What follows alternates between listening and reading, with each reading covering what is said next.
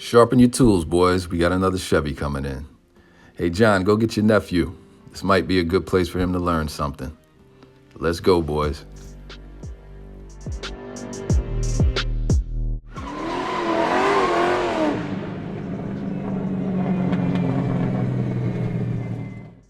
What's going on, YouTube? It's your man, Griff, and you know what it is. Listen, hop in that passenger seat, strap in. We going for a quick ride today. It's a beautiful day out, so let's get into it. But listen, do me a favor. Make sure you hit that like and subscribe button. Helps promote the channel. Helps me come back every week and give you guys new and improved content. Let's go. All right, listen, so we had some issues off the manufacturing floor. It happens, right? It's not so fun when it happens to us, so we just got to deal with it. Now, fortunately, I told you guys in the previous video, I believe I told you in the comments or in another video, my VIN did not come up as a VIN that needs to be replaced. So I'm fortunate in that area, because I'm going to be honest with you, I really wouldn't want anybody tinkering around with that car in that manner and then receiving it back. It's just not a good feeling, right? But for those of you that are dealing with it, bite your teeth, grin and bear it. Hopefully it's not a big deal, right? GM is coming back. They're honoring their agreement for customer satisfaction. So hopefully you get your car in, they do what they're supposed to do, and you get the car back better than it was before it went in, all right? Now, here's the thing. I've told you guys I'm gonna keep this very, very quick this week. Wherever you purchase that car, again, I bought my car at Ciocca.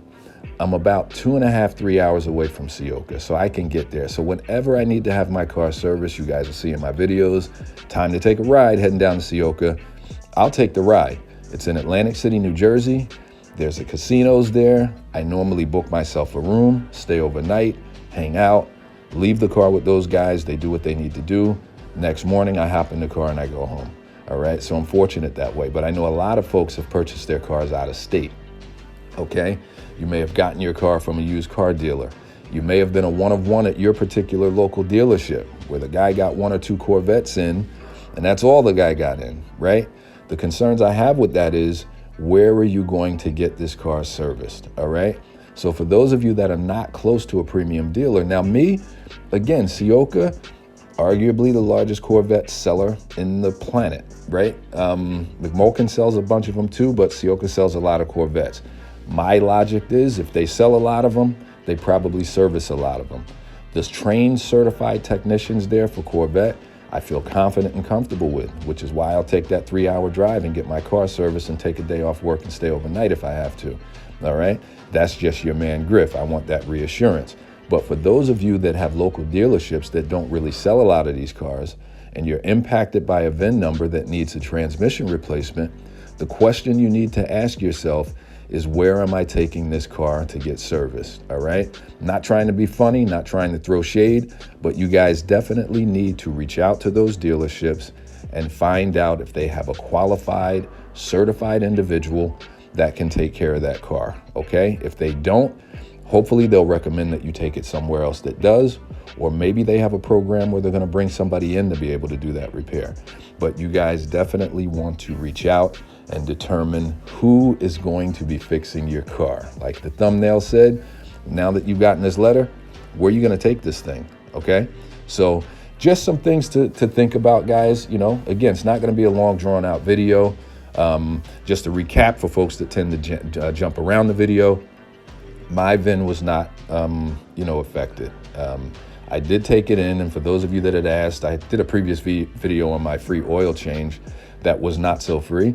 Well, this time when I brought it in to get the service, as mentioned, they did do the service for free. So I got the free oil change and filter replacement, and I got the transmission filter replacement as well. What they told me they do is they inspect that filter. If there's any shavings or anything in it, they take more action, at that point. Fortunately, my filter came through clean. There were no issues there, so there were no additional actions that were needed on my particular car. So again, I got my free oil and filter change, and I got my free transmission check and filter replacement at no charge. I didn't pay a penny on this particular visit. I've had the car coming up on 2 years, guys. It'll be 2 years, and they honored that service. So for those of you that are worrying, is Chevy or GM really gonna honor it?